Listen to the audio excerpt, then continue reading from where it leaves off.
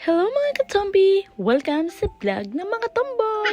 So mga katombi, kahapon niya pala ay ako ay lumabas. Bali ho ay iniwan ho ako ni Ilocana. Charot! So dahil nga ho nagtampo sa akin, syempre hindi naman ako mapakali, ay sinundan ko ho. Bali ho, ari ho ay sa Ladipons. Tampu-tampuhan lang naman ho. Gayon lang naman ho. So bali nga ho ay ang Ladipons ay sobrang lapit lamang sa aming bahay. So ayan, nakarating na ho ako, parang 5 stop lang. Ewan ko, basta super lapit lang ho talaga mga katombi, taga Argentine kami. So ayan, nakarating na tayo dito sa Westfield.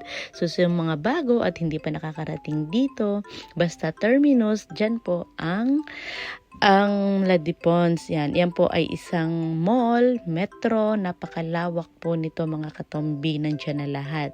Bali ho ay si Ilocana ay nandini ho sa Zara.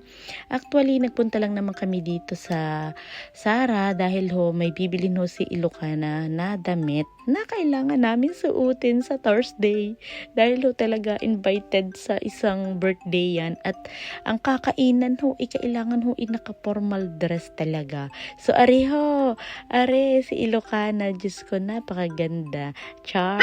So, bati na kami ha. Yun. At ayun na nga mga katombi, napansin ko, ang mura ng damit na ito sa Zara, 5 euro. Pero mga katombi, yan ho, isa pang bata. Sabi ko nga, ang mura, yung parang sa mga dalagita, ganyan, teenager. So, bale, sabi ko, pwede na ito sa mga babaeng payatot. Yung ganyan ho, yung mga slim ang katawan. Tingnan nyo naman, ang gaganda ha, kasya na yan. Kahit nga sa akin, kasya na. Char. So, ayun mga katombi, after namin bumili ng damit, ay umakyat kami dito sa may The Grand Arc of Ladipons. Aba, kami ho ay nagpunta din ni Ilocana at nagmerienda lang naman at ako nagugutom. Ay di kami nag-take out lang ng McDo. Ay di ari, kumain na ho kami. Eh ngayon ho, first time namin na Ilocanang umakyat dito. Promise. Kami ho ay 4 na taon na din eh. Ngayon lang ho kami din nakapag-ikot-ikot. Sabi ko, abi kaganda pala din at kahangin. Aba, minsan i-try nyo din ho. Dahil syempre Sunday kahapon niya ho ito nangyari.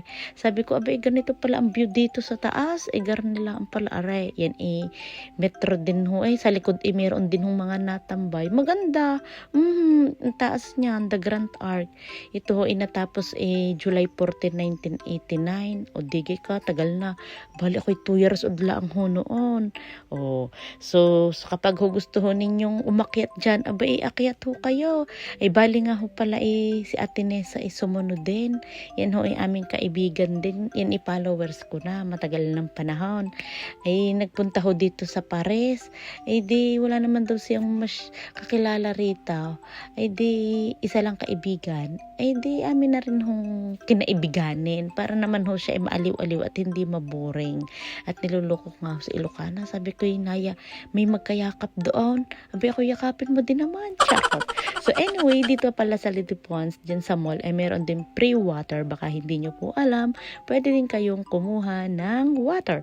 At ayun, nagpa-ice cream si Ate Nessa. Thank you. Diyos ko, Jeff Rouge pa yan. Ang sarap niya mga katombi. Pistache ang flavor. Super yummy mga katombi. The best.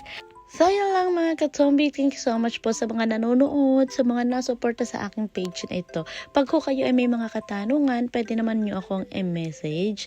And ako naman ho ay sasagot. Bye! Ingat po tayo palagi.